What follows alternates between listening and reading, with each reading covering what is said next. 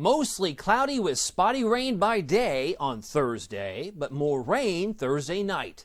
Good Wednesday night, East Tennessee. David Aldrich, Captain Accurate here from the Captain Accurate Weather Command Center. Well, you can see it's dry on the radar from the Ultimate Doppler Radar, presented by Madlock Tire Service and Auto Repair, East Tennessee's #1 tire shop and auto repair since 1953. But if you look toward Decatur, you look toward Etowah, a few sprinkles in green, passing I-75. You have to squint just to see it. But there's a few more green specks near Columbia that's trying to work its way in the same direction that might affect areas around Decatur. Southern Valley, near I-75, maybe a stray shower for tonight. And that's about it, because most of the energy is now leaving Huntsville and moving away. In fact, they had a couple of showers move through central and northern parts of Alabama, but that's all passing by, not going to be a factor. Look for a partly to mostly cloudy sky here.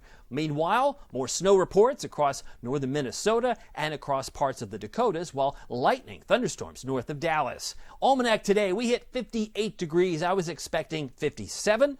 The normal high, 59. And the record high, 78 from 1908, but no rain to speak of. We hit 55 in La Follette, as well as Caryville, Jacksboro, 61 Tellico Plains today, 57 in Kingston, 56 in Crossville. You'll notice they were in the 40s in central Kentucky, but low 50s in Jackson, mid-60s today in Chattanooga for afternoon high temperatures. Headlines: spotty rain possible tomorrow, more rain Thursday night into Friday, but then it turns partly cloudy and cooler on Saturday. We're talking highs Saturday only in the lower to mid-50s. It will be a lot cooler as compared to where it's been. Now, the future rainfall for this Thursday night, Friday, would suggest anywhere from about 1/4 to 1/3 of an inch on average. Some may have more, some may have less. In fact, you look at Oak Ridge, about 1/3 of an inch. Look at Crossville, about 1/4 inch, and to look at Knoxville, about 1/4 inch. But again, some may have more, some may have less, just not anything terribly heavy. The temperature outlook for spring break, however, which of course starts this weekend, we're looking at March 14th through the 18th here. That's a good chunk of spring break. It's below normal.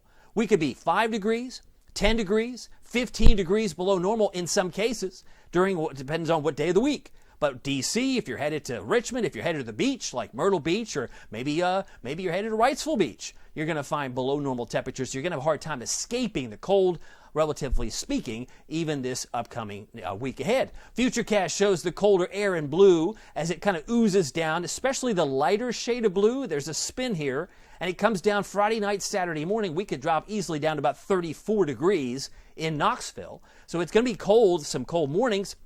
And then the southwest wind picks up again as we head into maybe perhaps on Sunday, because we get some rain, but there could be some mountain snowflakes thrown in for good measure. So it's back and forth. The battle continues, and it's going to be reinforced from some of the colder you see in purple, well up across Anchorage, Alaska. That will still have to work its way down later this month. Futurecast shows a few specks of green. I mentioned maybe a stray shower in the Southern Valley. There's 11 o'clock, and it goes toward Atlanta. Then we head into tomorrow morning. It appears to be dry.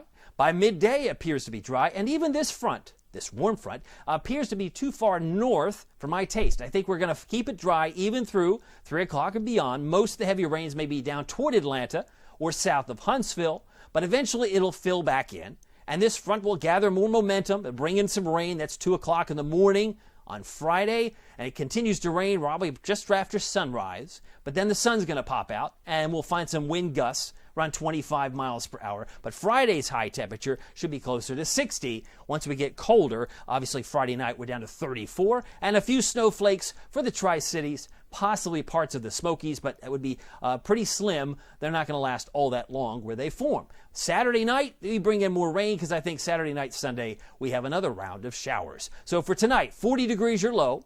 Partly to mostly cloudy, with some stray showers possible south of the Southern Valley, like Athens, possibly Decatur or Etowah, and even Chattanooga. But 39 for a low in Crossville, 37 for a low in Morristown, 38 for Newport. Tomorrow, I'm expecting a high of 61 now for Knoxville, mostly cloudy, maybe some spots of rain. Winds pick up 5 to 10 out of the southwest. About 58 for Oak Ridge, 60 for Morristown. Could easily be in the low 60s in Sevierville at 63.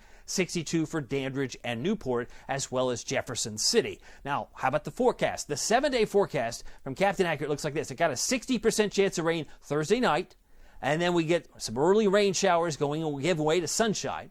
Then it's going to come back Saturday night and into Sunday. That's when we change the clocks. We go from 2 a.m. becomes 3 a.m. because we're springing forward.